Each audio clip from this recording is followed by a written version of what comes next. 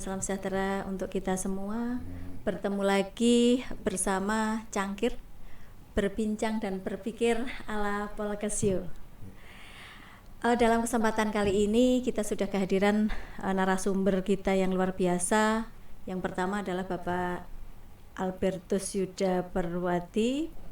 Beliau selaku Inspektur Investigasi Inspektorat Jenderal Kementerian Kesehatan Republik Indonesia. Kemudian yang kedua, kita juga sudah kehadiran narasumber kita, pengendali teknis dari Inspektorat Investigasi, yaitu Bapak Oong Rusmana. Terima kasih hadirnya Bapak berdua. Terima kasih telah hadir di Cangkir, bahwa Poltekkes Jogja ini Pak Albert, saya memanggil Bapak Albert dan Pak Oong, dalam beberapa tahun terakhir Poltekkes ini sudah menerapkan zona integritas. Namun di sini Bapak Ibu pemirsa, bahwasanya kita perlu mendengar lebih lagi dari narasumber langsung tentang zona integritas, memungkinkan kita bisa berbincang di sini. Yang pertama, mohon izin Pak Albert, sebetulnya untuk zona integritas itu seperti apa Pak? Artinya tingkat kepentingannya juga terhadap mahasiswa itu seperti apa? Monggo Bapak. Baik, terima kasih Bu Arini. Jadi kenapa pentingnya zona integritas itu dimulai dari para mahasiswa ya, yang kebetulan menempuh pendidikan di Poltekkes Jogja ini. Karena apa? Karena mereka inilah yang sebetulnya yang akan menjadi pimpinan masa depan, baik di lingkup pemerintahan maupun di sektor swasta. Nah, dengan perkembangan terakhir banyaknya kasus korupsi di negara kita ini, mau tidak mau kita harus memberi dorongan atau pemahaman yang baik kepada para mahasiswa ini terkait bagaimana membangun diri kita atau membangun budaya anti korupsi untuk setiap personal mahasiswanya. Nah, melalui pembangunan zona integritas itu untuk membangun wilayah bebas dari korupsi.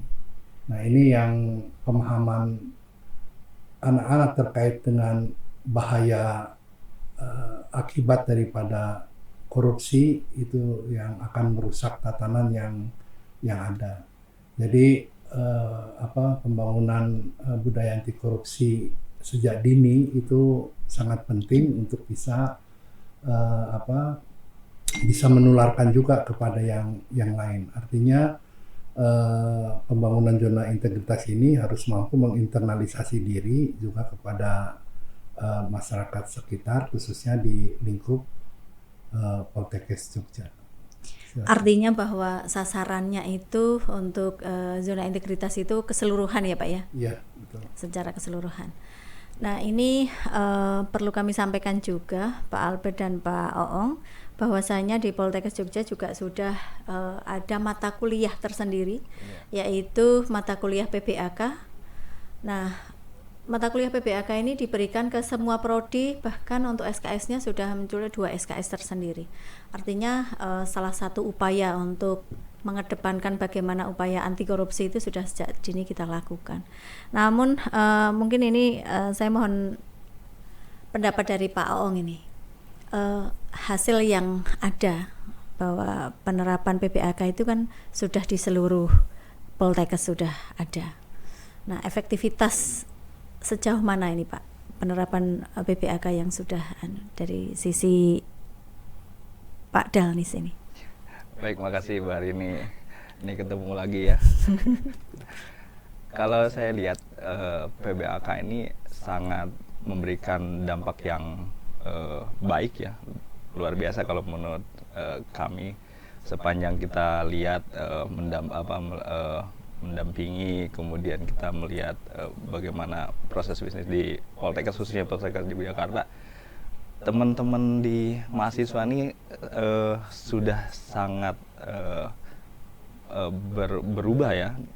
Jadi budaya-budaya yang mungkin dulu itu ada biasa memberi sesuatu misalnya gitu kan ke para pelaksana, para tenaga pendidik atau tenaga kependidikan di Poltekkes, khususnya di Poltekkes ya. Sekarang itu sudah kelihatan tidak ada hal-hal seperti itu. Kita bahkan beberapa kali kita langsung ngobrol dengan teman-teman mahasiswa, mereka sudah memahami dan sudah terbangun sebenarnya ya budaya-budaya anti korupsi itu. Banyak hal yang sebenarnya bisa kita lihat dari perubahan layanan sebenarnya, terlihat sangat terlihat. Jadi budaya-budaya anti korupsinya sudah nampak. Itu salah satunya adalah dampak dari PBAK dan sosialisasi pembangunan zona integritas yang kita gencarkan ya selama ini. Mungkin itu Bu. Saya kira. Ya, mungkin pemirsa perlu kami sampaikan mata kuliah PBAK adalah pendidikan budaya anti korupsi.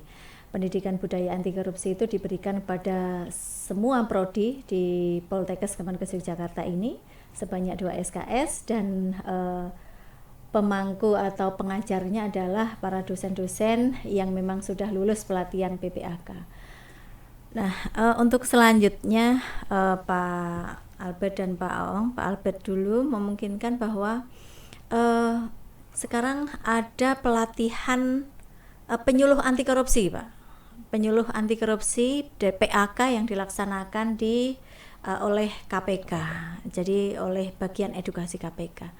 Nah, mohon kedepannya untuk memungkinkan atau tidak bahwa penyuluh anti korupsi itu khusus untuk Poltekkes nih, Pak. Khusus untuk Poltekkes yang apakah mau kemudian maintenance-nya itu dari Itjen, apakah memungkinkan seperti itu atau tidak, Pak? Mohon Terima kasih.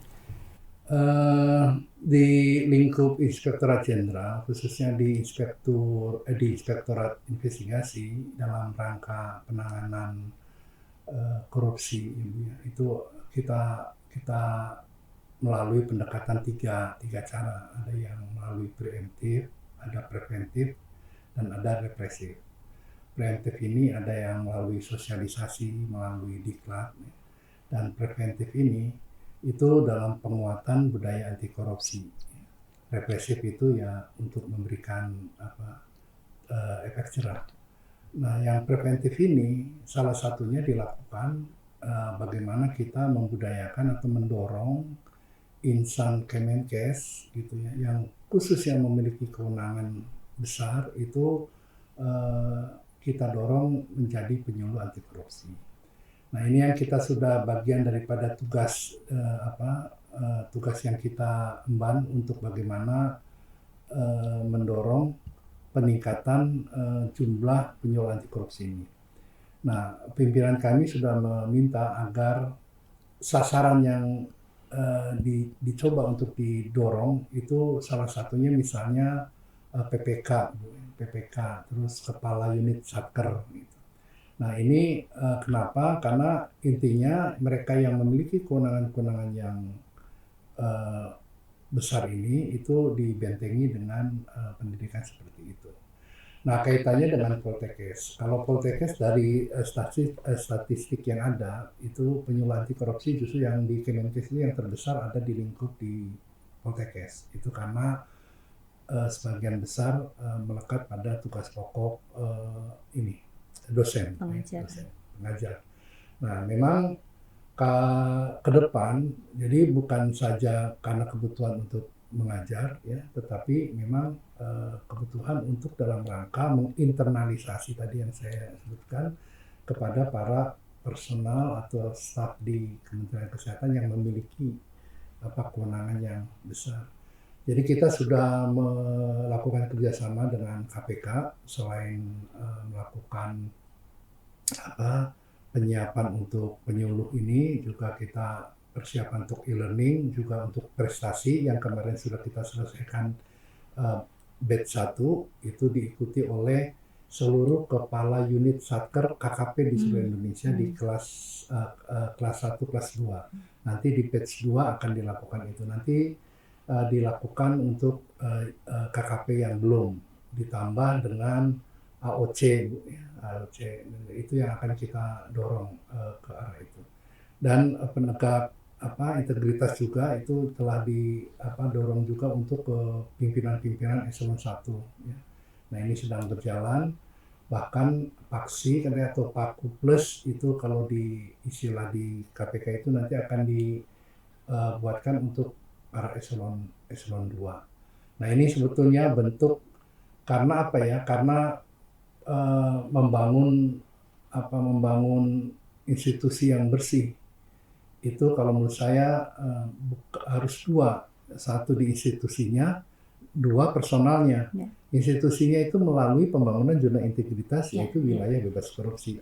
Nah, personilnya ini juga harus dibangun budaya anti korupsi melalui penyuluh anti korupsi, melalui prestasi, melalui e-learning untuk melakukan pemahaman terkait dengan budaya anti korupsi. Saya rasa itu, Mas. Pak Oong, ini fenomena yang ada adalah bahwa penyuluh anti korupsi di Poltekkes itu kan tidak merata. Ada yang Poltekkes mempunyai PAK yang besar, tetapi ada Poltekkes yang belum mempunyai penyuluh anti korupsi. Nah, ini kedepannya itu seperti apa kira-kira nanti program yang dilakukan dari Inspektorat Investigasi, Pak? Ya. Di Inspektorat Investigasi seperti yang disampaikan Pak Inspektur tadi, Pak Albert, sudah memiliki banyak program, Pak ya. Yang disampaikan tadi dari mulai tadi membentuk ya, Pak ya, pembentukan PAK, salah satunya dan prestasi ya. Mungkin di bulan depan mungkin, Pak ya, ada batch 2 prestasi. Nanti sebenarnya yang paling penting itu selain pembentukan nanti dari seluruh Poltekkes diharapkan keikutsertaannya ya, dan teman-teman dari pimpinan di Poltekkes mendorong semua untuk lebih banyak ya diikutkan untuk menjadi paksi ya Pak ya, penyuluh anti korupsi dan program-program yang ada di kita di Inspektorat Investigasi. Yang terlebih pentingnya juga nanti maintenance-nya. Jadi teman-teman yang sudah dapat PAK, udah menjadi penyuluh anti korupsi itu secara konsisten juga mengikuti program-program yang harus ada target setiap tahunnya. Betul. Gitu. Jadi kalau kita lihat di tempat di kita ya, itu program maintenance-nya banyak sekali sebenarnya. Nah, itu nanti diharapkan teman-teman yang sudah mendapatkan menjadi PAK dan program yang telah mengikuti program-program di kami tadi selalu mengikuti secara konsisten untuk maintenance. Saya kira itu yang tidak kalah penting ya, maintenance-nya ke depan. Ya, artinya memang selain distribusi di seluruh Poltekkes diperlukan, kemudian keberadaan yang selama ini ada itu memang dibutuhkan maintenance. Betul. Paling tidak minimal dalam 1 semester itu melaksanakan 1 kali kegiatan. Betul. Untuk kegiatan anti korupsi. Betul. Nah, ini memang selama ini yang kami belum ada data atau belum ada laporan, atau kami juga belum melaporkan ini, Pak, yang terjadi. Jadi kita berjalan sendiri-sendiri, memungkinkan kami juga kedepannya mohon untuk bisa dihimpun gitu, dihimpun. Betul. Kemudian rating ini, Pak, rating kondisi yang ada untuk kembali ke Satker yang sudah penerapan zona integritas itu di seluruh Kementerian Kesehatan itu berapa persen ini, Pak Albert? Ya, kalau berdasarkan penilaian pembangunan zona integritas wilayah bebas korupsi, kalau di Kementerian Kesehatan itu kan dibagi 2, ya. Jadi ada yang tingkat Kementerian Kesehatan yang merupakan prasyarat untuk diusulkan WBK tingkat nasional, dan ada yang sudah WBK tingkat nasional dan WBBM. Nah, kalau untuk WBK tingkat Kementerian Kesehatan sudah di atas 50%, Bu. Nah, hanya WBK tingkat nasional, bahkan WBBM itu hanya baru satu satker, yaitu di Rumah Sakit Karyadi Semarang. Ya, inilah tantangan kita ya. Kita sekarang mengusulkan 10 ya. Paling besar Kemenkes itu pernah mendapatkan WBK tingkat nasional itu 11 unit satker ya dulu. Yang sebelumnya tuh hanya 111. Jadi total itu sebetulnya yang sudah sekitar 20-an lah dari berapa satker ya Pak Ong ya, ada sekitar, kalau termasuk unit eselon 2 di Kementerian Kesehatan, kita berkisar sekitar 300-an ya. Jadi masih ini ya, masih banyak apa yang harus kita bangun sebetulnya. Nah, yang menarik kalau menurut saya terkait dengan sasaran yang disasar oleh Kemenpan RB, Bu, bahwa untuk di Kementerian Kesehatan itu mereka sudah mengklaster sekitar 5 sasaran yang kebetulan kok bidang pendidikan untuk Direktorat Jenderal Nakes itu kemarin tidak termasuk ya. Setelah kami sampaikan, memberi masukan, akhirnya untuk tahun ini kita masih diperbolehkan untuk mengusulkan Poltekkes di bidang pendidikan. Mereka itu mungkin berdasarkan data ini kali ya, core business tata kelola di Kementerian Kesehatan secara keseluruhan mungkin. Jadi mereka melihat justru pelayanan kepada masyarakat itu lebih banyak kepada terkait dengan perizinan. Jadi perizinan izin edar, perizinan obat-obatan, alat kesehatan. Jadi yang unit satkernya itu sebetulnya tidak adanya di unit eselon 2. Inilah yang menjadi tantangan kita, itu bingung juga. Kita akan dorong ya mereka itu di unit eselon 2 di Kuningan, di kantor pusat, untuk menjadi wilayah yang bebas dari korupsi. Nah, ini tantangan tersendiri ya. Nah, ini saya mudah-mudahan ya surat keputusan yang ditetapkan oleh Kemenpan RB itu tahun depan akan direvisi, akan memasukkan tetap di bidang pendidikan seperti Poltekkes ini. Dan memang dipertanyakan juga oleh Pak Menteri, juga oleh Pak Kemenpan RB, katanya bahwa usulan 10 kemarin itu tidak ada yang rumah sakit. Justru 5 ada di Nakes ya.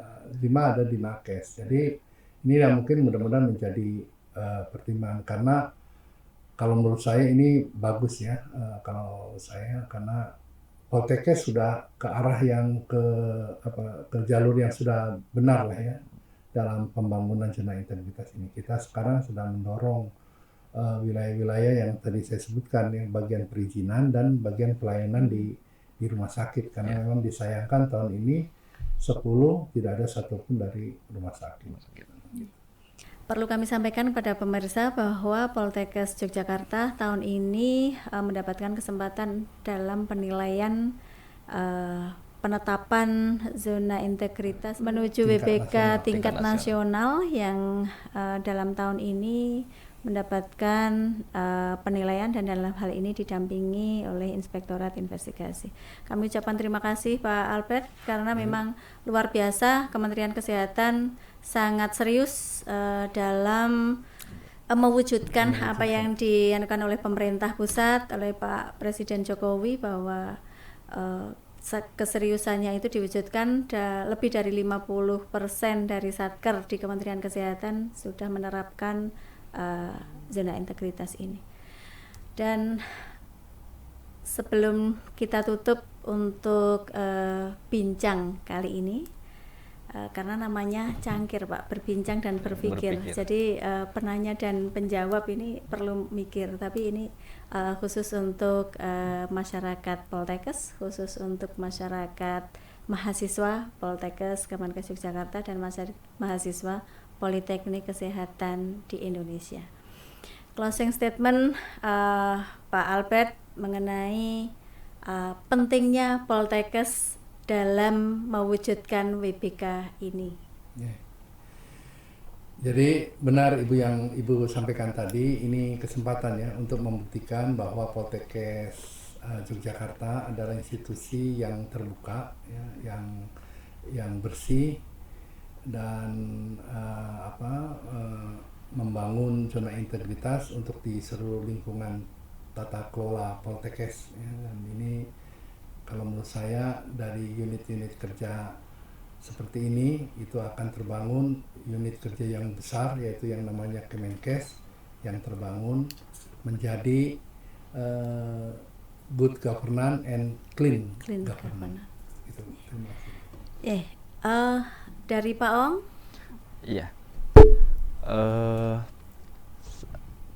Dari saya mudah-mudahan nih tahun ini kita dapat Poltekkes Jogja dapat predikat WBK nasional ya. Dan yang terpenting kalau harapan saya, mungkin harapan kita semua, bahwa nantinya pembangunan zona integritas yang dibangun di sini dan direpresentasikan mendapatkan predikat tersebut betul-betul terinternalisasi di dalam dari seluruh sivitas akademik di Poltekkes ini, di lingkungan masyarakat, di lingkungan sekitar ini, benar-benar terlihat internalisasi budaya anti korupsinya. Itu yang mungkin yang paling penting. Semoga sukses tahun ini. Amin. Terima kasih Pak Albert, terima kasih Pak Oong, luar biasa telah memotivasi kami dalam mewujudkan pembangunan zona integritas di Poltekkes Kemenkes Yogyakarta yang setiap tahun selalu mendampingi, yang luar biasa. Demikian pemirsa yang bisa kita hadirkan dalam cangkir pada siang hari ini. Mungkin demikian. Terima kasih. Kita akhiri. Selamat siang. Assalamualaikum warahmatullahi wabarakatuh. Waalaikumsalam warahmatullahi wabarakatuh.